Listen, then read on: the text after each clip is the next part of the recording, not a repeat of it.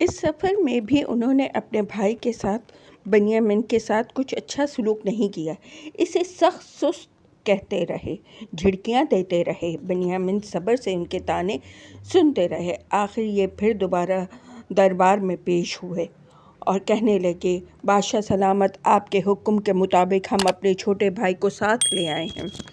والد محترم نے انہیں ہمارے ساتھ بھیجنے پر آمادہ نہیں تھے، ہم نے پھر بہت منت سماجت کی، تب انہوں نے اسے ہمارے ساتھ بھیجا ہے۔ یوسف علیہ السلام نے فوراً اپنے چھوٹے بھائی کو پہچان لیا، لیکن بنیامین نہ پہچان سکے۔ آپ نے انہیں شاہی مہمان خانے میں ٹھہرانے کا حکم فرمایا۔ یوسف علیہ السلام نے اپنے بھائی سے کہا، میں تیرا بھائی یوسف ہوں، ان باتوں سے غمگین نہ ہو جو انہوں نے کیے ہیں۔ یہ سن کر بنیامین کی خوشی کا ٹھکانہ نہ رہا۔ دونوں بھائی گلے ملے۔ پھر بنیامین نے کہا، بھائی، اب تو میں ان کے ساتھ نہیں جاؤں گا۔ اپنے چھوٹے بھائی کی یہ بات سن کر یوسف علیہ السلام نے انہیں تسلی دی، پھر اپنے بھائیوں کے لیے حکم دیا انہیں غلے کا ایک ایک اونٹ بھر کر دیا جائے۔ بنیامین کے نام کا بھی ایک اونٹ دیا گیا، لیکن ان کے غلے میں اپنا قیمتی پیالہ رکھوا دیا۔ اب سب بھائی غلہ لے کر خوشی خوشی روانہ ہوئے۔ ادھر یوسف علیہ السلام نے شاہی خدمت گاروں کو ان کے پیچھے روانہ فرمایا۔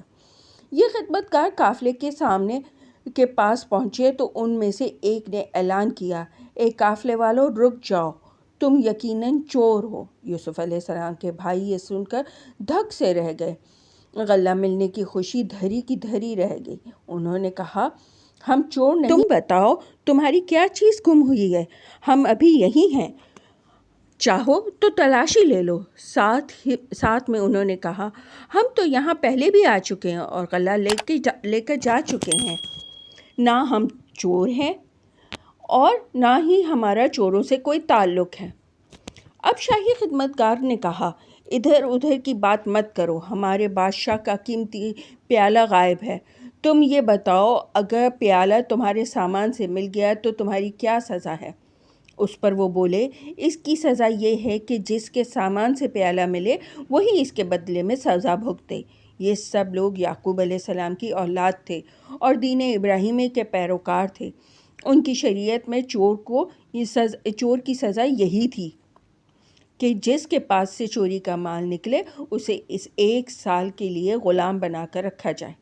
انہوں نے فوراً ہی یہ اعلان کر دیا، چونکہ وہ جانتے تھے کہ انہوں نے چوری نہیں کی۔ شاہی خدمتگار ان سب کو واپس لے گئے اور انہیں یوسف علیہ السلام کے سامنے پیش کر دیا۔ آپ نے ان کے سامنے سارا سامان کی تلاشی کا حکم دیا۔ پہلے دوسرے بھائی کی تلاشی ہوئی، پھر سب سے آخر میں بنیامین کی تلاشی لی گئی تاکہ بھائیوں کو کوئی شک نہ ہو۔ اس طرح پیالہ بنیامین کے سامان سے برآمد ہو گیا۔ اب تو ان سب کے ہوش اڑ گئے، فوراً پکار اٹھے، اگر بنیامین نے چوری کی ہے تو اس سے پہلے اس کا بھائی بھی چوری کر چکا ہے۔ یوسف علیہ السلام نے ان کی بات سن کر ان سے تو کچھ نہ فرمایا، البتہ دل میں کہنے لگے، تم تو چوروں سے بھی بدتر درجے میں ہو اور اللہ اس الزام کے بارے میں خوب جانتا ہے جو تم لگا رہے ہو۔ اصل میں تو ترکیب یوسف علیہ السلام نے اپنے بھائی کو اپنے پاس روکنے کے لیے اختیار کی تھی، اور ایسا بھی آپ نے بنیامین کی خواہش پر کیا تھا، لہٰذا وہ اپنے ظالم بھائیوں کے ساتھ جانا نہیں چاہتے تھے۔ اور یہ تدبیر بھی دراصل اللہ تعالیٰ کی طرف سے تھی، کیونکہ اللہ تعالیٰ فرماتے ہیں، یعنی ہم نے اسی کی طرف تدبیر کی یوسف علیہ السلام کے لیے اپنے بھائی کو روکنے کی۔ بنیامین کو روک لیا گیا تو سارے بھائی الجھن میں پڑ گئے اور سوچنے لگے، اب والد صاحب کو کیا جواب دیں گے؟ وہ تو پہلے ہی بنیامین کے ساتھ بھیجتے ہوئے ڈر رہے تھے۔ چنانچہ انہوں نے یوسف علیہ السلام سے درخواست کی، اے عزیز مصر، اس بنیامین کا باپ بہت بوڑھا ہے، سو اس کی جگہ ہم میں سے کسی کو روک لو، آپ بہت نیک ہیں۔ اس پر یوسف علیہ السلام نے فرمایا، اللہ کی پناہ، جس کے پاس سے چوری شدہ مال ملا ہے، ہم اسے چھوڑ کر اس کی بجائے کسی اور کو کیوں گرفتار کریں؟ اس طرح ہم بڑے بے انصاف ٹھہریں گے۔ یعنی آپ نے ان سے فرما دیا ایسا نہیں ہو سکتا۔ اب تو وہ مایوس ہو گئے، سب ایک جگہ بیٹھ کر مشورہ کرنے لگے۔ ان میں سے جو سب سے بڑا تھا اس نے کہا، کیا تم لوگوں کو معلوم نہیں کہ تمہارے باپ نے قسم دے رکھ کر تم سے پختہ عہد لیا تھا اور کہا تھا کہ ہم اس سے پہلے یوسف کے بارے میں سخت کوتاہی کر چکے ہیں، سو میں تو اس سرزمین سے اس وقت تک نہیں ہلوں گا جب تک کہ میرا بھائی مجھے اجازت نہ دے، یا پھر اللہ تعالیٰ میرے لیے کوئی فیصلہ نہ کر دے، اور وہی سب سے بہتر فیصلہ کرنے والا ہے۔ یہ بڑا بھائی وہی یہودا تھا جس نے یوسف علیہ السلام کے بارے میں مشورہ دیا تھا، تم یوسف کو قتل نہ کرو بلکہ کسی کنویں میں ڈال دو۔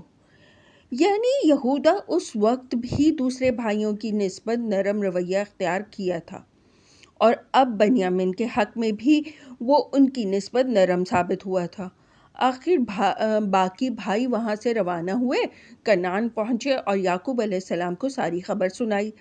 ساتھ ہی اپنی صفائی کے لیے کہنے لگے، تو اس بستی کے لوگوں سے پوچھ لے جہاں ہم تھے، اور ان قافلے والوں سے پوچھ لے جن کے ساتھ ہم آئے ہیں، اور یقین مان ہم سچ کہتے ہیں۔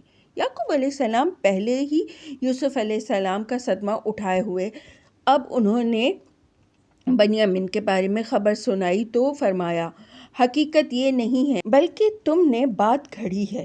میں نے پہلے بھی یوسف علیہ السلام کے معاملے میں صبر کیا تھا، اب میں بنیامین کے معاملے میں بھی صبر سے کام لوں گا، اب صرف صبر ہی بہتر ہے۔ آپ نے یہ بھی فرمایا، مجھے اللہ سے امید ہے کہ وہ انہیں مجھ تک ضرور پہنچا دے گا، بے شک وہ جاننے والا اور حکمت والا ہے۔ یوسف علیہ السلام کی جدائی میں روتے روتے یعقوب علیہ السلام کی بینائی جاتی رہی تھی۔ باپ کی بات سن کر انہوں نے طنزیہ انداز میں کہا، اتنی مدت گزر گئی، اب بھی آپ کو یوسف کی رٹ لگائے جا رہے ہیں۔ آپ نے جواب میں فرمایا، میں تو اپنی بے چینی اور غم کی صرف اللہ سے شکایت کرتا ہوں، اور اللہ کی طرف سے جو باتیں میں جانتا ہوں وہ تم نہیں جانتے۔ پھر آپ نے ان سے فرمایا، اے میرے بیٹو، تم ایک بار پھر مصر جاؤ، میں نے مصر کے بادشاہ کے نام کے ایک خط لکھا ہے، تم یہ خط اسے دو۔ باپ کا حکم پا کر بیٹے پھر مصر پہنچے، انہوں نے وہ خط یوسف علیہ السلام کو دیا۔ آپ نے اس خط میں لکھا تھا، اے عزیز مصر، ہمارا پورا خاندان بلاؤں اور آزمائشوں میں جانا پہچانا ہے۔ میرے دادا ابراہیم علیہ السلام کا نمرود کی آگ سے امتحان لیا گیا، پھر میرے والد اسحاق کا امتحان لیا گیا، پھر ایک لڑکے کے ذریعے میرا امتحان لیا گیا۔ وہ مجھے سب سے زیادہ محبوب تھا، یہاں تک کہ اس کی جدائی کے صدمے سے میری بینائی جاتی رہی۔ اس کے بعد اس کا چھوٹا بھائی مجھ غم زدہ کو تسلی کا سامان تھا، اسے آپ نے چوری کے الزام میں روک لیا، اور میں بتاتا ہوں ہم اولاد انبیاء ہیں، نہ ہم نے کبھی چوری کی، نہ ہماری اولاد میں کوئی چور پیدا ہوا ہے۔ بھائیوں کی بات سن کر آپ کی حالت پہلے ہی بدل گئی تھی۔ یہ خط پڑھ کر تو آپ سے رہا نہ گیا۔ آپ نے فوراً فرمایا، کیا تمہیں یاد ہے تم نے اپنے بھائی یوسف اور اس کے بھائی کے ساتھ کیا سلوک کیا تھا؟